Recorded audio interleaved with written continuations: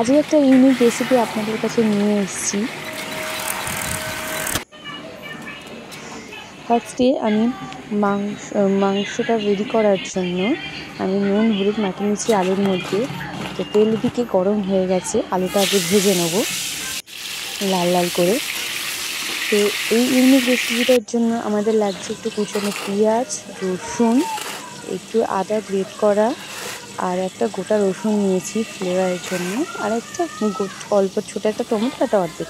তার জন্য নিয়েছি 500 মাংস আর একটু খাসির চর্বি। এই খাসির চর্বিটাই হচ্ছে আলাদা টেস্টটা লাগবে মাংসতে। একবার আপনারা এরকম ট্রাই করবেন মুরগির মাংসতে খাসির চর্বি, দারুণ লাগবে খেতে।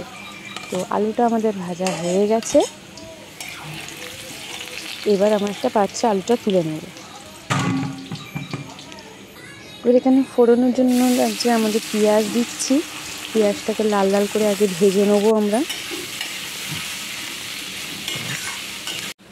যতক্ষণ আমাদের পেঁয়াজটা ভাজা হচ্ছে ততক্ষণ এদিকে একটা টমেটোটাকে ছিঁড়ে একটু তেল মাখিয়ে একটু পুড়িয়ে নিচ্ছি।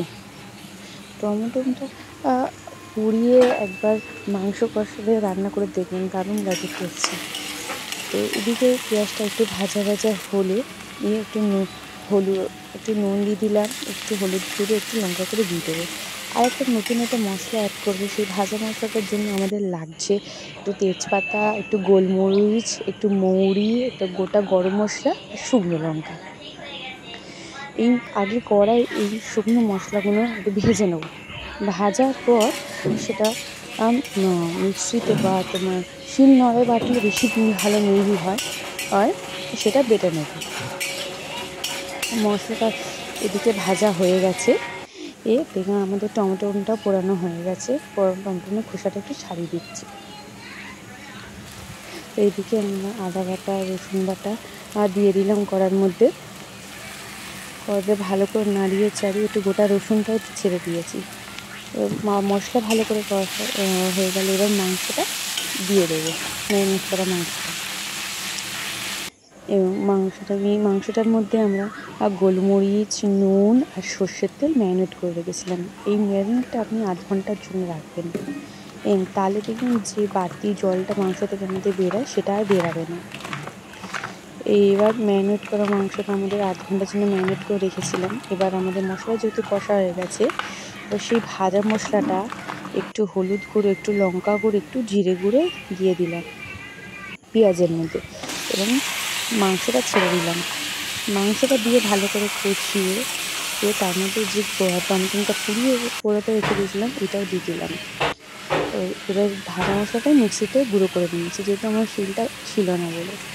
ভাজা মশলাটা আমি একটুখানি বেশি মিহি করে পিষিয়ে হালকা দিয়ে দিয়েছি যাতে মশলার টেস্টটা ভালো করে বেরোয়। মশলাটা দিয়ে দিয়েছি, এবার ভালো করে ঢাকা দিয়ে কষবো এটা যতক্ষণ না তেলটা যাচ্ছে।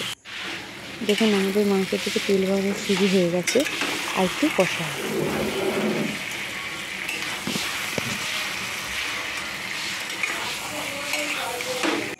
এবার মাংসটা ঢাকা দিয়ে রেখেছিলাম। এবার ঢাকা করে দেখুন আমি কিন্তু জল দিইনি, কিছুই দিইনি, তেল বেরিয়েছে। দেখুন এই তেলটা বেরিয়েছে। ভালো করে মশলা কষলে তো একটা রান্নার যে ঘ্রাণ, যে তেলটা বেরায় ওটাতে গন্ধ শুকলে খিদে পেয়ে যায়। তার মধ্যে খাসির চর্বি দিয়েছি, আলাদাই খাসির গন্ধ। মাংসটা আমাদের কষা হয়ে গেছে। এদিকে গরম জলটা বসিয়ে দিয়েছি। মাংস সবসময় গরম জলটা অ্যাড করবেন, তাহলে দেখবেন টেস্টটা খুব সুন্দর আসবে। ঠান্ডা জল দিলে টেস্টটা অতটা ব্যালেন্স আসে না।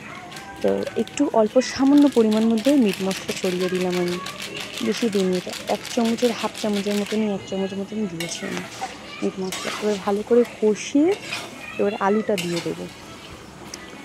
আলুটা দিয়ে নেড়ে ছেড়ে এবার আমরা জল দেবো। দেখুন চর্বিটা দেখছেন, একটা চর্বি পিস মুখে গলে যাওয়ার মতন। তার আগে ফ্যাটানো একটু দই দিয়ে দিলাম। আর দইটা আমি জাস্ট 100 গ্রামের মতন দই দিয়েছি, ভালো করে ফেটিয়ে। যেহেতু আমি টমেটোটা কম দিয়েছি, আমি টমেটো আর দই দুটো একসাথে অ্যাড করছি না। আপনারা চাইলে টমেটোটা স্কিপ করে শুধু দইও দিতে পারেন, বা দইটা স্কিপ করে আপনি শুধু আপনারা চাইলে এরকম কষা হয়ে গেছে। দেখুন আমার আলু আর মাংস দুটোই সেদ্ধ হয়ে এসছে। আমার এই রেসিপিটা এখানেই শেষ। ভালো লাগলে লাইক এবং সাবস্ক্রাইব করে দেবেন। Thank you for watching.